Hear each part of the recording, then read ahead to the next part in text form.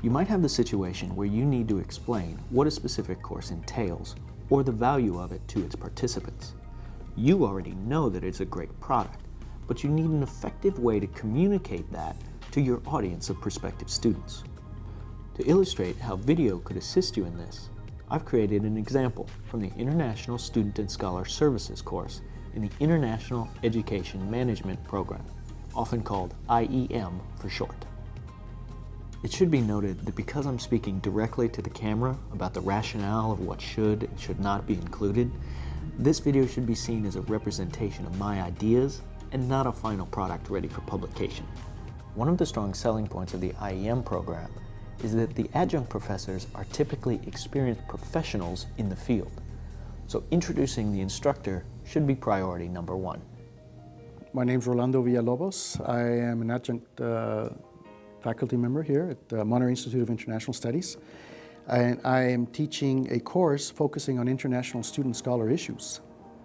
And my background is I have a master's in international development and education from Stanford University.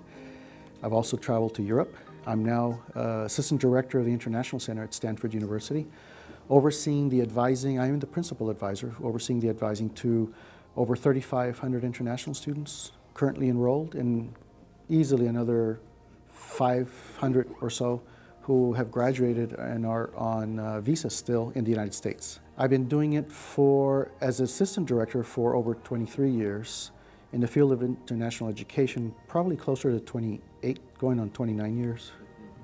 This course had a different format than those that meet during the regular work week because the instructor has a full-time job in addition to teaching this course. So I needed to ask Rolando to explain what differences the students should expect. It is spread over 6 days, over weekends, Friday, Saturday, Sunday, and then another Friday, Saturday, Sunday. So I'm expected to teach 30 hours with 60 hours of coursework. And so it's more intense. And the days go by very fast. And I'm sure if you talk to any students, they would have told you that the time flies by, and it really does. So I guess that's what happens when you're having fun, right? The students are expected to keep a stricter schedule in this type of course. So they can't slack off. They're always doing something. And I have them, during the course of 6 days, they will write 4 papers on different topics. It gives me feedback as to know what it is that they're picking up and knowing, and what I'm lecturing and talking. And it's very interactive too. In addition to these papers, each student was asked to create an in-class presentation for their final assessment. At the time of this interview, the class had just concluded their presentations, so I asked Rolando what he thought of their efforts. Well, they were very creative, and I gave them sort of the free will, but we want to focus on issues relating to international students and scholars, obviously. But they did show command of the topic. To illustrate what he meant by command of the topic, I also recorded the presentation of one class member and asked her to explain to me how she chose her topic. Well, a key theme of this course has been the needs of international students and scholars and their families, the dependents that they might bring over on either J2 or F2 visas. And I was really thinking about the families in this case and the students, and that a need they might have is volunteering. They have to have something to do, especially because on F2 visas, spouses can't work.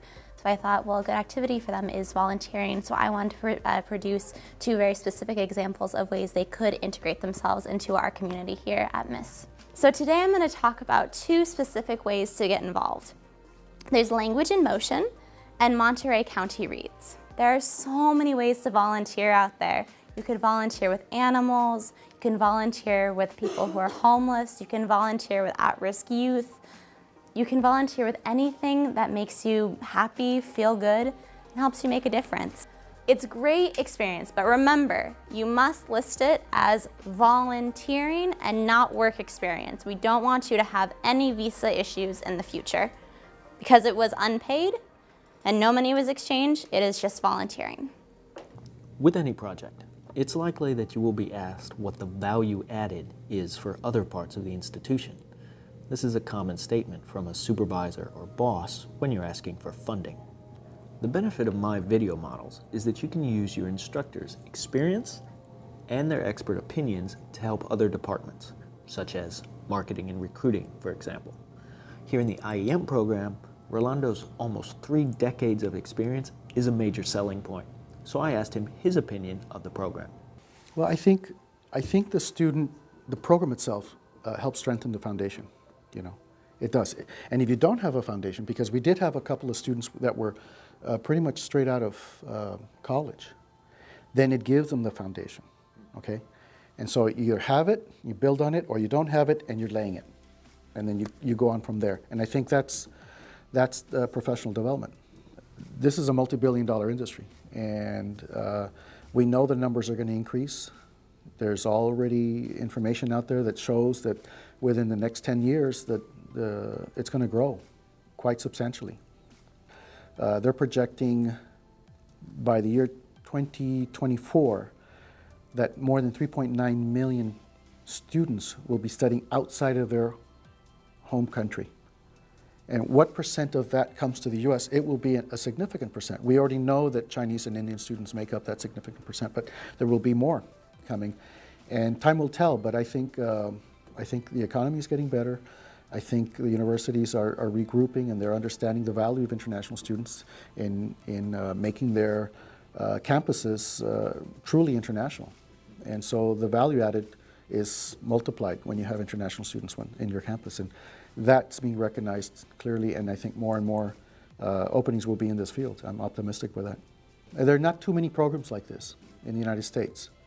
And but this it's very exciting because it's new, and you have a lot of talented staff that are giving courses that, like I said, lay the foundation and are also interconnected, you know, within the community, which is very important because it also helps with the internships. You know, I know people, for example, at Fulbright in San Francisco, or we know someone here or there, or we hear things and we could say, well, you know what, have you considered having an intern? And I think that opens that door. You can use your students to reinforce these ideas as well. And often their perspective will resonate more with prospective students than any administrators. So with that in mind, I asked our student participant what she got out of the ISS course. A key takeaway is really the full role of an international student and scholar advisor. I wasn't quite aware of how diverse it is. Also that there are a lot of frameworks and requirements to the whole process, and it is important to know all about the code of law so that you can most accurately and effectively advise students. And that it's just a very long and involved process, and you have to wear a lot of hats and be in touch with a lot of people to help these students and scholars and families have a really positive exchange experience in the United States. Now, due to my interjections, this video has gotten a little bit long. Under 5 minutes would probably be best. But I think this serves as a good example for how I might go about promoting a program. Students are consumers, and your instructors are the producers of the product. Doesn't it make sense to highlight what makes your product better than all the rest? Thank you for your time.